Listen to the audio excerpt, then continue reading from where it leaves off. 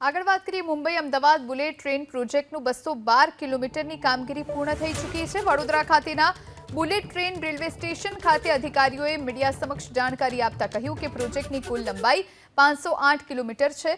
ગુજરાત અને ડીએનએચ 352 કિલોમીટર તથા મહારાષ્ટ્રમાં 156 કિલોમીટરની કામગીરી પૂર્ણ થઈ ચૂકી છે।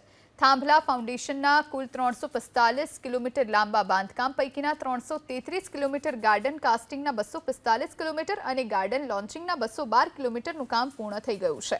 તો લાઇન દોરી સાથે 12 સ્ટેશનનું આયોજન કરાયું છે।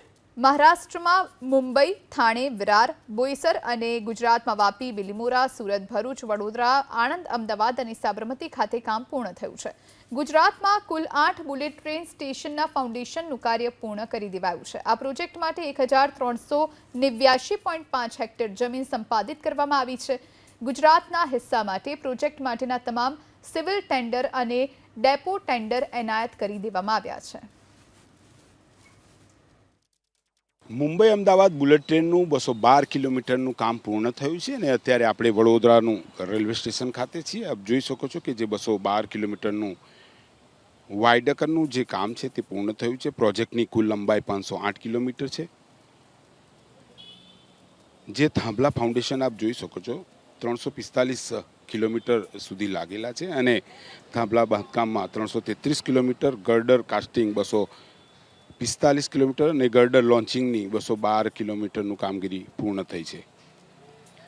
ગુજરાતમાં 8 બુલેટ ટ્રેનનું ફાઉન્ડેશન કાર્ય પૂર્ણ થયું છે। 6 બુલેટ ટ્રેનના સ્ટેશનોની વાત કરીએ તો વાપી, બિલીમોરા, સુરત, આણંદ, ભરૂચ અને વડોદરા, અમદાવાદ કહી શકાય। આ પ્રોજેક્ટ માટે 100% જમીન જે સંપાદિત કરવામાં આવી છે।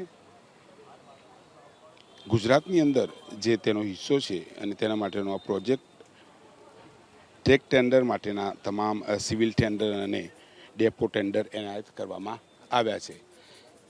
જોઈ શકો છો અહીંયા અધિકારીઓ છે અને જે તમામ વિગતો પણ અહીંયા આપવામાં આવી છે। જે પ્રોજેક્ટ છે તે પ્રોજેક્ટ અહીંયા બતાવવામાં આવ્યો છે। પ્રોજેક્ટની વાત કરીએ તો આ વાયડન જે પ્રોજેક્ટ છે તેની અંદર સુરત, આણંદ, વડોદરા, સેલવાસ અનુક્રમે 70 મીટર, 100 મીટર, 130 મીટર અને 100 મીટર સુધીના 4 સ્ટીલ પુલનું પણ કામ પૂર્ણ કરી દેવામાં આવ્યું છે। વડોદરાના વલસાડથી ઝરોલી ગામ નજીક આવેલા 350 મીટર લંબાઈ અને 12.6 મીટર વ્યાસનું પ્રથમ પર્વતીય જે બોગદું છે તે પણ તૈયાર થઈ ચૂક્યું છે। કુલ મળીને વાત કરીએ તો વડોદરાના રેલવે સ્ટેશનની લાક્ષણિક જે વાય આકારની જંકશનની રચના આપ જોઈ શકો છો। જે પ્રધાનમંત્રી નરેન્દ્ર મોદીનો બુલેટ પ્રોજેક્ટ ટ્રેન 212 કિલોમીટરનું તેની કામગીરી પરિપૂર્ણ થઈ ગઈ છે અને વડોદરા રેલવે સ્ટેશન ખાતે જે તમામ તૈયારીઓને આખરી ઓપ આપવામાં આવ્યો છે અને તેને લઈને બુલેટ ટ્રેનના જે અધિકારીઓ છે તમામ વિગતો આપી રહ્યા છે। સાથે અહીંયા જે કામગીરી છે દેખાઈ રહી છે એટલે વહેલી તકે બુલેટ ટ્રેનનો જે પ્રોજેક્ટ મુંબઈથી અમદાવાદ પરિપૂર્ણ થાય અને તેને લઈને કેન્દ્ર સરકારનો જે આ પ્રોજેક્ટ છે ખૂબ જ ઝડપથી કાર્યવાહી આગળ વધી રહી છે અને વડોદરાની અંદર 212 કિલોમીટર સુધીનું જે કામગીરી છે તેનું નિરીક્ષણ, તેની કામગીરી તમામ અધિકારીઓ અહીંયા એકત્ર છે, પ્રોજેક્ટ બતાવી રહ્યા છે અને વડોદરા રેલવે સ્ટેશન કયા પ્રકારનો આકાર લેશે તમામ પ્રકારની જે કામગીરી અહીંયા અધિકારીઓ દ્વારા બતાવવામાં આવી છે। એટલે કે આવનાર વર્ષોની અંદર જે બુલેટ ટ્રેનનું પ્રોજેક્ટનું સપનું છે ક્યાંક સાકાર થતું જોવા મળી રહ્યું છે। કેમેરામેન પરેશ ધોળકિયા સાથે લોરેન્સ પરમાર, એબીપી અસ્મિતા, વડોદરા।